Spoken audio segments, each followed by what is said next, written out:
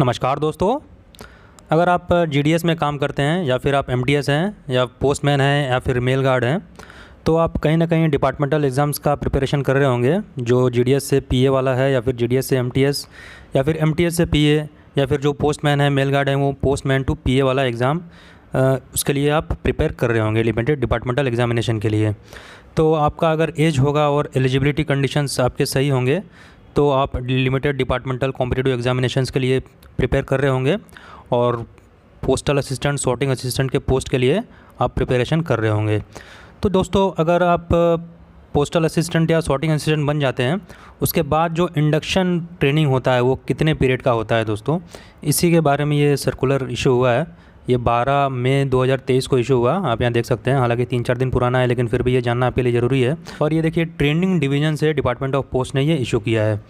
और किसको गया है तो देख लीजिए, टू डायरेक्टर ऑल पीटीसी, और जो भी पोस्टल ट्रेनिंग सेंटर है इंडिया में, उनके डायरेक्टर को ये सर्कुलर भेजा गया है। और जो इंचार्ज होते हैं रीजनल ट्रेनिंग सेंटर के, आरटीसी के, उनको भी ये भेजा जा चुका है।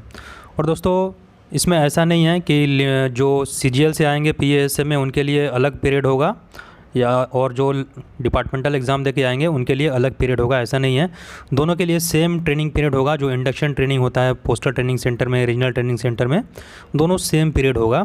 तो देखिए, इसमें सब्जेक्ट में आप पढ़ सकते हैं review of periodicity of induction training imparted to PASA, मतलब पोस्टल असिस्टेंट, सॉर्टिंग असिस्टेंट के लिए जो इंडक्शन ट्रेनिंग का पीरियड है उसको रिव्यू किया गया है, उसी के बारे में ये सर्कुलर इशू हुआ।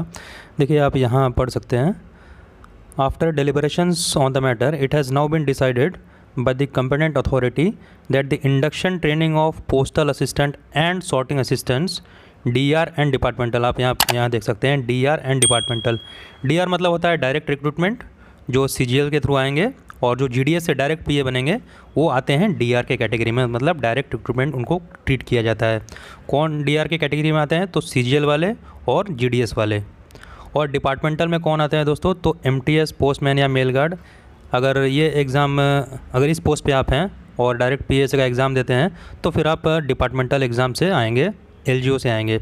तो यहाँ पर यही लिखा है डीआर एंड डिपार्टमेंटल बोथ, मतलब कहीं से भी आप आएँ, अगर पीएसए बने हैं तो shall be conducted uniformly for 8 weeks and 7 weeks respectively.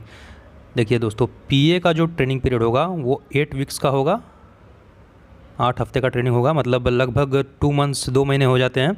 और सॉर्टिंग असिस्टेंट का जो ट्रेनिंग पीरियड होगा वो होगा 7 वीक्स का, मतलब 7 हफ्ते का ट्रेनिंग होगा सॉर्टिंग असिस्टेंट के लिए। पीए के लिए 8 वीक्स और सॉर्टिंग असिस्टेंट के लिए 7 वीक।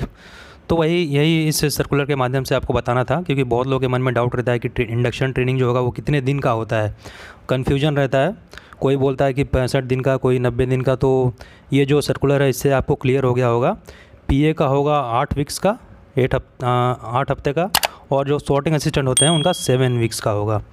और सेकंड पॉइंट में यही है, accordingly all PTC RTC are requested to make necessary changes in their annual training calendar, this is approval of competent authority. तो दोस्तों, मिलेंगे फिर अगले वीडियो में अगले अपडेट के साथ।